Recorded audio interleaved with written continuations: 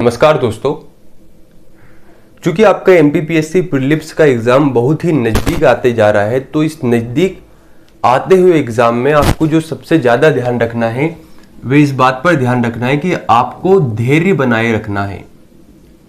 यानी आपको पेशेंस जरूर रखना है। बिना धैर्य के आप इतने बड़े एग्ज़ाम में सिलेक्शन ले ही नहीं पाते। आपको धैर्य रखना बड़ा ही जरूरी है। धैर्य का मतलब यह है कि आप जैसे समझने का प्रयास ऐसे कीजिए, आप किसी अधिकारी को देखिए जिसने एमपीपीएससी या यूपीएससी से सिलेक्शन लिया हो। जब आप उनकी बातों को सुनेंगे तो आप देखेंगे वे दिने दिन जितने कह सकते हैं कि विनम्र होते जाते हैं, बहुत ज्यादा विनम्र रहते हैं। अभी आपकी ये स्थिति है कि आप कमा धमा कुछ रहे नहीं है और आप खुद में ही ना जाने क्या समझ बैठे हैं और बिल्कुल इस तरीके से एक्साइटेड होकर बात करते हैं कि मानो आपके पास लाखों करोड़ों की संपत्ति हो, ना जाने आपके पास क्या चीजें हो। यह कारण है ज्ञान के अभाव का। आप किसी अधिकारी को देखिए जिसने अच्छा एग्जाम निकाला हो, वह इतना विनम्र रहेगा। हो सकता है कि अभी अगर आपको वह पोस्ट मिल जाए तो आप अपना धैर्य खो बैठे, आपके माइंड का संतुलन ही ठीक ना हो, आप इतने जोश में आ जाए, आप बिल्कुल असंतुलित सी बातें करें। लेकिन आप किसी अधिकारी को देखिए जिन्होंने इतने बड़े एग्जाम को क्वालिफाई किया हो, उसमें आप एक विनम्रता देखेंगे।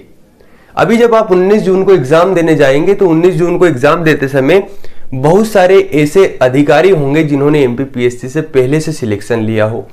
अब चूंकि वे भी डिप्टी कलेक्टर डीएसपी बनने के लिए अगर किसी दूसरी पोस्ट पर सिलेक्शन लिया है तो इस पोस्ट को पाने के लिए एग्जाम देते हैं।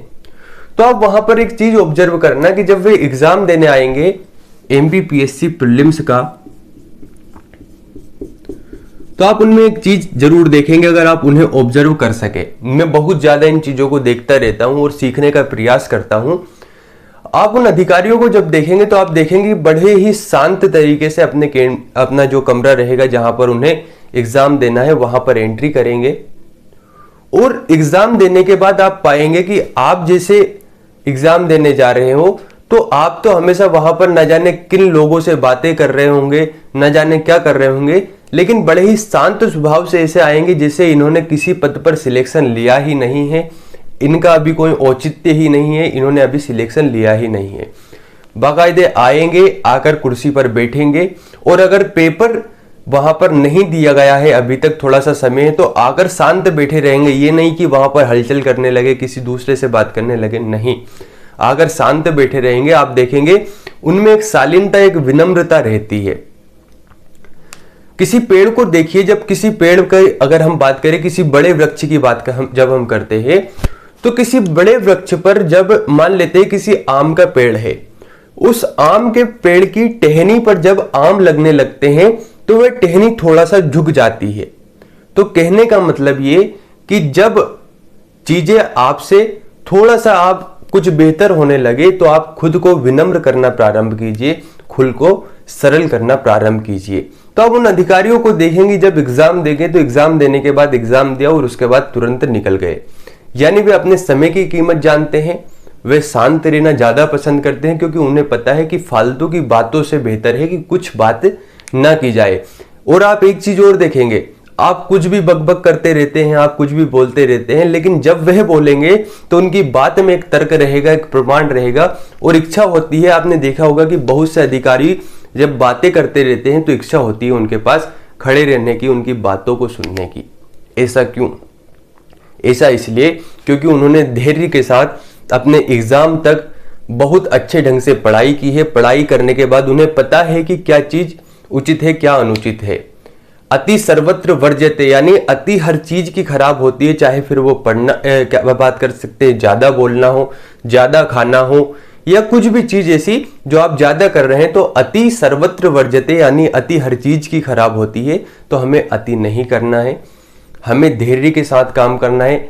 अगर आपका सिलेबस कंप्लीट हो चुका है तो बहुत बहुत बधाई आपको, आप रिवीजन करें, लेकिन एक्साइटेड नहीं होना है। पेशेंस, धैर्य का ध्यान रखना है।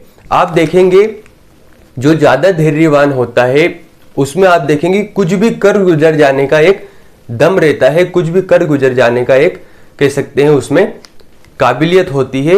और जो हल्की बातें करते हैं, जिनके पास नॉलेज नहीं है, वे खुद आपने सुना होगा बहुत सारी ऐसी चीजें होती है कि नाच न जाने आंगन टेढ़ा, कुछ ऐसे मुहावरे होते हैं।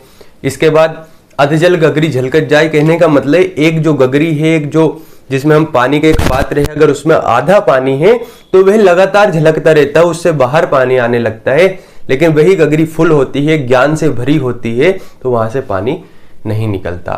तो कहने का मतलब ये कि इस ऐसे एग्जाम को आप देने जा रहे हो जो राज्य का सबसे प्रतिष्ठित एग्जाम है, जिसकी एक पोस्ट आपको समाज में न जाने किस पद पर पहुंचा देती है, प्रशासन में न जाने किस पद पर पहुंचा देती है, जहां पर आप बहुत सारे लोगों के जीवन में अच्छा परिवर्तन ला सकते हैं। तो यार आपको विनम्र रहना पड़ेगा।